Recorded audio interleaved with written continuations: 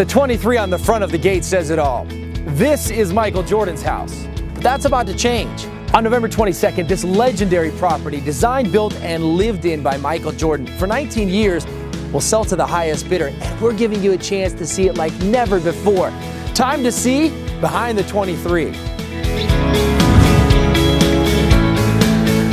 In the next few minutes, an all-access pass to Michael Jordan's ultra-private compound. He was demanding that if you were going to come to the Breakfast Club, you were going to work. A former teammate reveals why Jordan's home was key to the Bulls' 6 titles. And the ultimate home court advantage. We're on the hardwood of Jordan's personal basketball complex, plus an island escape. You've never seen a pool quite like this.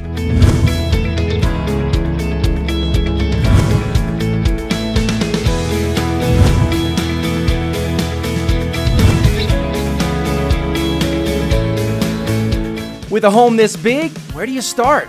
Let's go one-on-one with Michael's listing agent, Catherine Malkin, and get the flow of the home.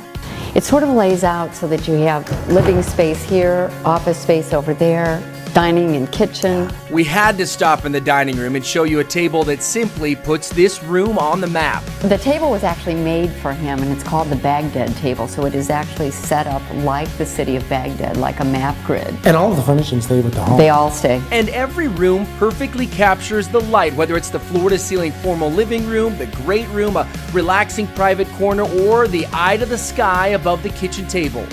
The kitchen, which was redone more recently, is really set up so that a chef can cook here, a family can cook here. Wonderful refrigerator, freezer, wine storage space, but also every appliance you could possibly want is here. Off the kitchen, step down into the great room lined with aquariums and this oversized sectional. As you'll see, this is one of several hangouts around the home that Michael designed for family and friends. When Jordan first built this home and moved in 1994, this was an indoor swimming pool. Now look at this space, 110-inch screen, great lounging area. You've got the bar over here, and then the walls on both sides of this room completely disappear with ease.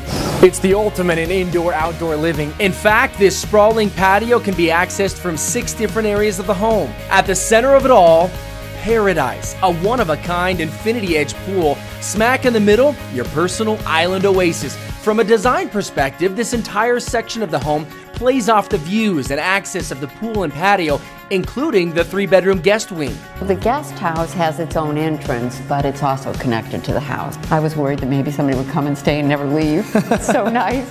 And the guest house leads you to the most talked about spot in the home. There's definitely a different feeling when you come into this part of the house. I mean, can you imagine who probably sat around in these chairs? Why? Look over my shoulder. That's Michael Jordan's private regulation-sized NBA quality basketball court. Now this is what I'm talking about.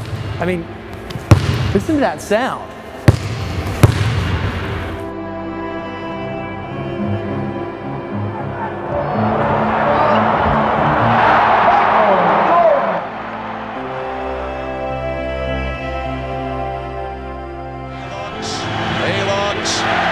He gives to Jordan. Jordan to the circle, puts the shot in the air. Good! The game's over, and the Bulls have won. Jordan beat him at the buzzer with a jump shot in the circle, and Chicago. And that shot, you know what I'm talking about. Game 6, Utah Jazz over Brian Russell. I'm thinking there's a pretty good chance Jordan had already rehearsed for that exact moment right here. But title-clinching shots come with a price. And nobody would think that the greatest player to ever play the game will put in that much work before he gets on the court. It was amazing to watch. It was amazing to witness. Randy Brown is talking about the Breakfast Club. The current assistant general manager of the Chicago Bulls won 3 titles with Jordan and was part of a group of players who would regularly train at Jordan's home.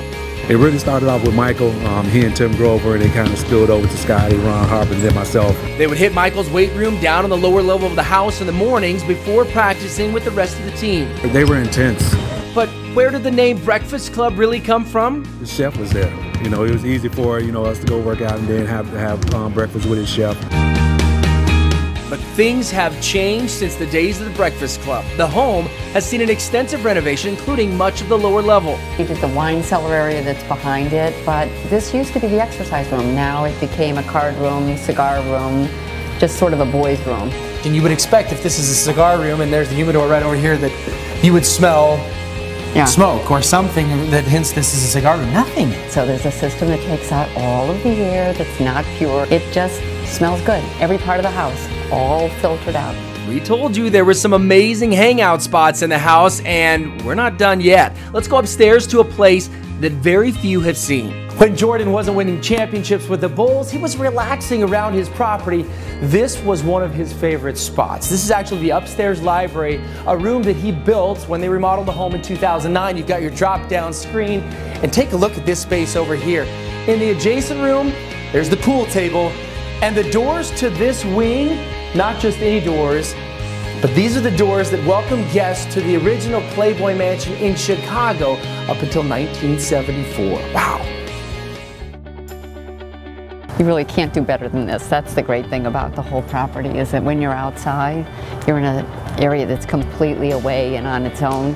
And you're close to Chicago, so you'll have all of the things that you would want to do maybe in a big city. So we've shown you the 56,000 square foot home. Amazing. But this is a 7+ acre property. Michael brought in over 150 trees to line the property, creating ultra seclusion, ultra privacy. Then you have a pond fully stocked, a tennis court. It almost feels like you're on your own private golf course. After all, there is a PGA grade putting green right outside your door. And where else in the world will you find Jumpman flags? Pretty cool. The home, the 7+ acres, the legendary history, indeed an all-star lineup. I'm here with Nick Leonard. He's with Concierge Auctions and is actually the project manager here at the Jordan House. This originally listed at $29 million. You're telling me this will go to the highest bidder?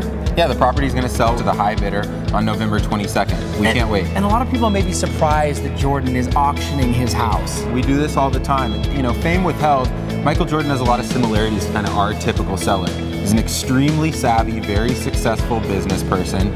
He has a spectacular property, one of a kind, and he's not using it. So he's taking control of the market, he's setting a sale date, and he's going to auction it to the high bidder. For anybody with any interest, it's now or never. If you'd like more information, just go to conciergeauctions.com or call the number on your screen. Okay, I've got an official Chicago Bulls basketball right here. I'm going to put the pressure on Nick and ask him to sink an NBA 3 on Michael Jordan's home court. You think he can do it? Absolutely. All right. I think he got it! Yeah! Apparently, greatness rubs off. Don't forget, a new owner come November 22nd, the highest bidder.